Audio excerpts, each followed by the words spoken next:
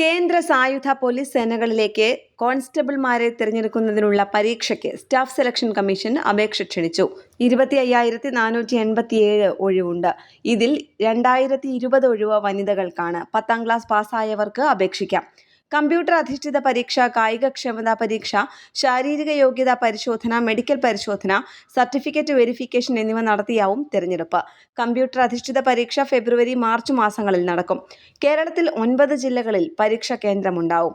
Border security force 616, central industrial security force 14,595, central reserve police force 5,490, Sashastra Seema Bal 1,764, Indo Tibetan border police 1,293, Assam rifles 1,706, secretariat security force 23 എന്നിങ്ങനെയാണ് ഒഴിവുകൾ.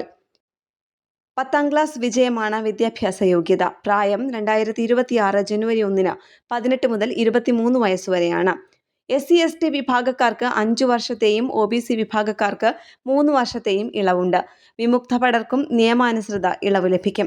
Computer അധിഷ്ഠിത പരീക്ഷയ്ക്ക് 1 മണിക്കൂറാണ് പരീക്ഷ സമയം. General intelligence and reasoning, general knowledge and general awareness, elementary mathematics, English അല്ലെങ്കിൽ ഹിന്ദി എന്നിവയെ ആസ്പദമാക്കിയായിരിക്കും ചോദ്യങ്ങൾ. എഴുത്തു പരീക്ഷയിൽ നിന്ന് ഷോർട്ട് ലിസ്റ്റ് ചെയ്യപ്പെടുന്നവർക്ക് കായികക്ഷമതാ പരീക്ഷയും ശാരീരിക യോഗ്യതാ പരിശോധനയും ഉണ്ടാവും. കായികക്ഷമതാ പരീക്ഷയിൽ പുരുഷന്മാർ 24 മിനിറ്റിൽ 5 കിലോമീറ്റർ ദൂരവും വനിതകൾ 8.5 മിനിറ്റിനുള്ളിൽ 1.6 കിലോമീറ്റർ ദൂരവും ഓടിയെത്തണം. അപേക്ഷ സ്വീകരിക്കുന്ന അവസാന തീയതി ഡിസംബർ 31 രാത്രി 11 വരെ. ഒറ്റത്തവണ രജിസ്റ്റർ ചെയ്ത ശേഷം ഓൺലൈനായി അപേക്ഷിക്കണം. പഴയ വെബ്സൈറ്റായ ssc.nic.in ഒറ്റത്തവണ രജിസ്ട്രേഷൻ ചെയ്തവരും പുതിയ വെബ്സൈറ്റായ ssc.government.in രജിസ്റ്റർ ചെയ്തിരിക്കണം. ലൈവ് ഫോട്ടോയും സ്കാൻ ചെയ്ത ഒപ്പും അപേക്ഷയോടൊപ്പം വിജ്ഞാപനത്തിൽ നിർദ്ദേശിച്ചിട്ടുള്ള മാതൃകയിൽ അപ്ലോഡ് ചെയ്യണം. മൊബൈൽ പ്ലേ സ്റ്റോറിൽ നിന്ന് ഡൗൺലോഡ് ചെയ്യാവുന്ന മൈ SSC എന്ന ആപ്പ് മുഖേനയും അപേക്ഷിക്കാം.